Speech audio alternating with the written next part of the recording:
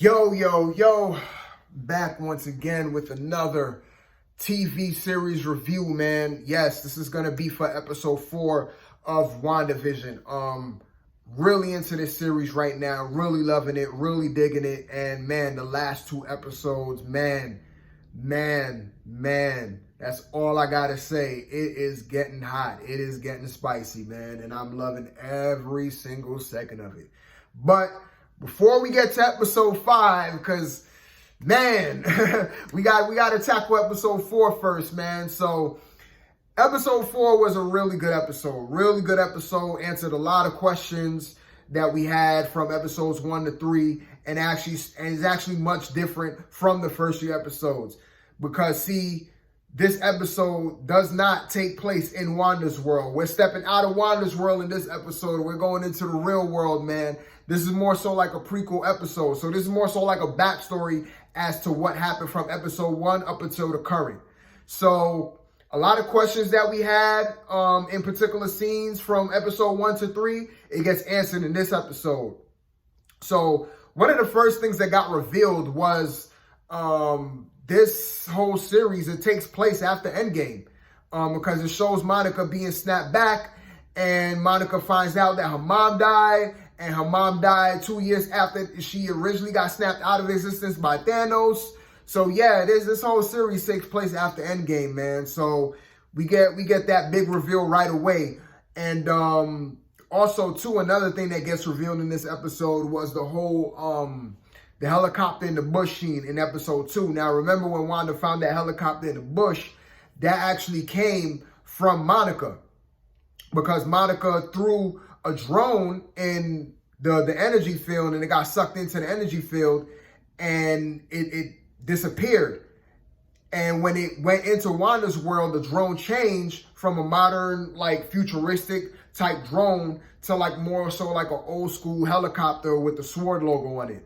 So, yeah, that's where the helicopter came from. It came from Monica. And right after Monica threw the drone in there, she actually went closer to the energy field, and she put her hand in the energy field, and then she got sucked in.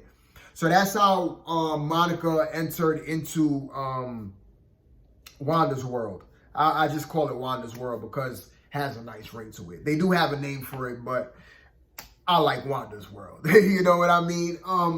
Couple other things jumped out at me. There was one scene where Monica, she was talking to Hayward, who was like the director of SWORD, and Monica asked Hayward about this astronaut training program, and Hayward pretty much says, oh, 2 people, something happened to 2 people, and the other 2 people, something happened to them. So to me, that was sort of like a reference to Fantastic Four. I don't know. I mean, I think I was the only person that noticed that. Maybe I'm reaching with that one. I don't know. I didn't see anybody else mention it. It's just something that jumped out on me. So that's why I'm throwing it out there.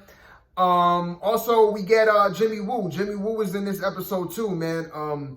He first popped up in Ant-Man and the Wasp. Now, when I first saw this episode and I saw Jimmy Woo appear, I forgot who he was. Like, that didn't click into my mind up until I saw a review on YouTube and somebody mentioned it. When he mentioned it, I was like, oh yeah, he was an Ant-Man. So yeah, we get Jimmy Woo in this episode. We also get Darcy Lewis.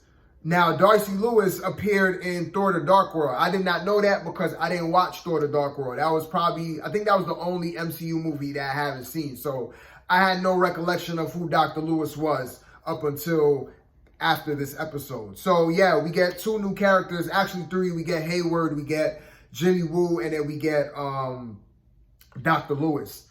Now, there's a couple of mentions in here about this whole radiation thing, this cosmic microwave bionic radiation. I think I got the abbreviation right. And it gets mentioned twice, and I think that's going to play a big role into what's going on in the MCU from here on out. Hayward, he did mention it have something to do with the Big Bang and stuff like that. So yeah, this is some kind of like an energy source that Wanda could be using to create her whole alternate reality. We don't know yet, but I'm just saying, man, it could be something big. It could be something huge. More things are getting revealed also too with this episode. There's a lot of, like I said, there's a lot of answers, you know what I mean, to a lot of questions that we have from episode 1 to episode 3. Another thing that got revealed in this episode was the whole beekeeper scene. Now, if you remember episode 2, that at the end of episode 2, we saw the beekeeper coming out of the sewer. Well, that beekeeper is from Sword. Yes, he works with Sword, and they actually snuck into Wanda's world through an underground sewer. So when he snuck in, before he entered into Wanda's world, he was in a hazmat suit. So he's not no beekeeper. He was a regular Sword member, and he wore a hazmat suit with the Sword logo on it. But when you put something into Wanda's world, no matter what it is, it's going to change to whatever world Monica has set. So if I'm saying Monica, but I mean Wanda. If Wanda has like this whole 1950s thing going, then whatever you throw in there is going to change to fit that 50s aesthetic. So when the member from Sword got up out the sewer, he changed into the whole beekeeper outfit. You know what I mean? So yeah, that's where the whole beekeeper thing came from. And I actually thought that, you know, with the whole bee thing, I thought that had a little bit of tie-in to Sword and stuff like that. I was really pondering on that while I was watching this episode. I was really like, man, that it has to be something deeper. Like, why would he change it to a beekeeper suit? Because hazmat suits existed around the 50s, you know what I mean? And that's when, you know, the second episode took place. I should say the 60s rather. And shouldn't he change to like a more old school style hazmat suit, but it changed to a beekeeper suit? So I thought that was like a little bit of a reference to something else. But I've looked on Google, I tried to do my little research, and I couldn't really find anything that stuck. So maybe it's just, you know, they just changed it to a beekeeper suit. You know what I mean? So it's really no big deal or anything like that. I think also in this episode too, we find out, I don't want to confuse episodes, but I think we do find out in this episode too that Wanda is controlling everybody in her world. Like, she's controlling everybody's mind in this world. She's making everybody hallucinate. She can control everybody's thoughts. So yeah, it's pretty interesting. And when they showed the scene where Monica, this was episode 3, where Monica mentions Ultron, when Wanda was talking about her twin brother. And, you know, Wanda is grilling her, like, how do you know that? Like, who are you? And stuff like that. And it shows, you know, Wanda blasting Monica out of her world and back into reality. You know what I mean? So, yeah, man, I'm going to just keep this one short and sweet. I don't think there's nothing else. Let me check my notes real quick. Make sure I'm not forgetting anything. Sorry about that.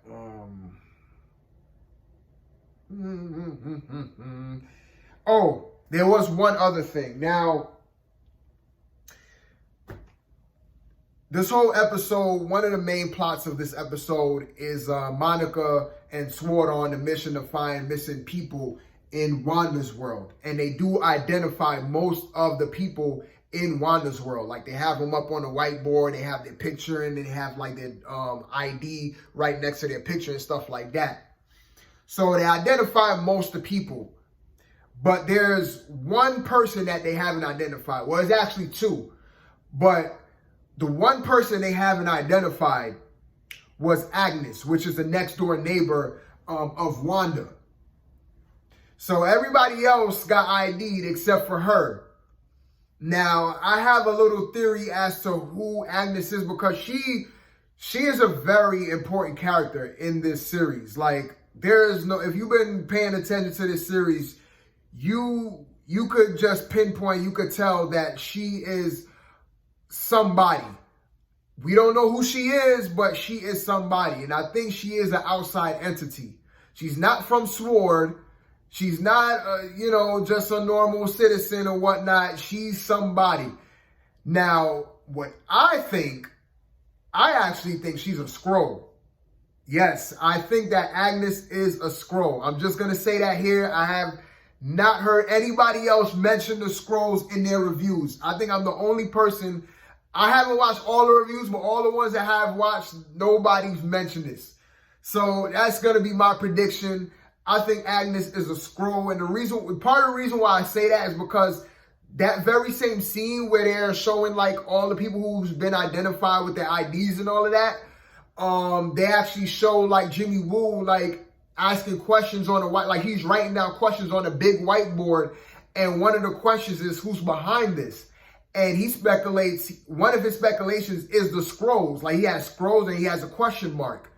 So I don't know, man. I really think the Skrulls is playing a part in this particular series, man. Because if you know, like, if you even know a little bit about Sword and the Sword in the comics, they play a big role into the whole Secret Invasion, Secret Wars plot. And if you've been keeping up with the MCU, they've been talking about this whole Secret Wars, Secret Invasion thing, where you have the Skrull who's disguising themselves as certain superheroes and infiltrating certain headquarters and stuff like that. So I think this could be like a little precursor, a little bit of a setup to what's going to happen down the line with Secret Wars and Secret Invasion. You know what I mean?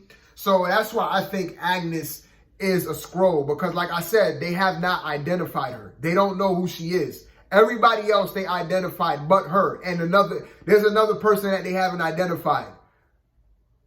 And those are the only two that have not been identified. So that's why I'm saying, man, I think that Agnes is a Skrull. Agnes and Donna, because Donna is the other one who they haven't identified. And Donna was in episode 2.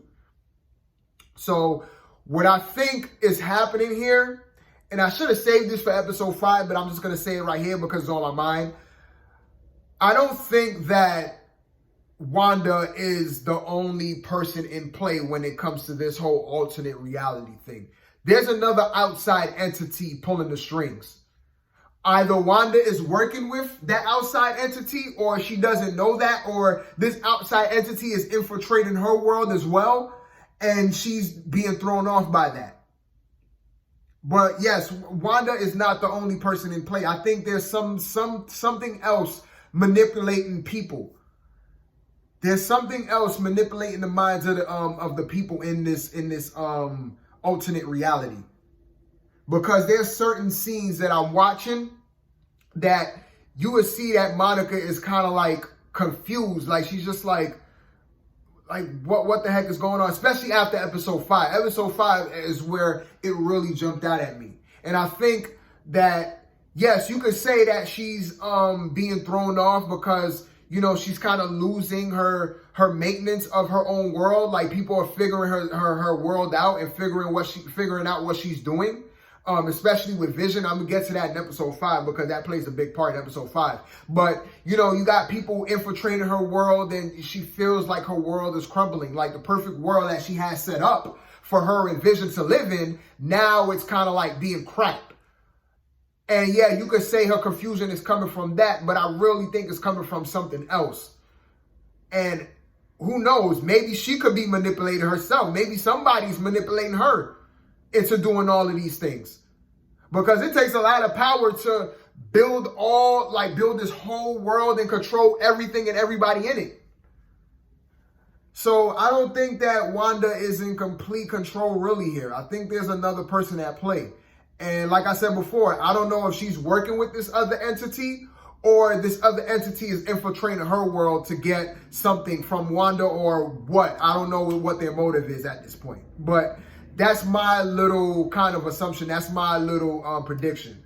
So, man, with that being said, I'm just going to jump off to episode 5. So, man, I appreciate y'all if you stuck around and watched this review, man. I know I'm not the best reviewer. I try to do the best I can with these videos, man, and I try to get this out. But I think I got it down. I think I got all my thoughts down, man. So, I'm going to just jump on to episode 5. Thank you guys for watching. If you watch this episode in its entirety, man, I appreciate you. You didn't have to do it, man. Your time is valuable. It's something that you could lose and never get back. So I appreciate you spending every single second with me. And man, if you like my content, like I said, you know what to do, man. So I'm gonna get on out here. I'm gonna record episode 5 right after this. So until my next one, man, I still don't have an outro.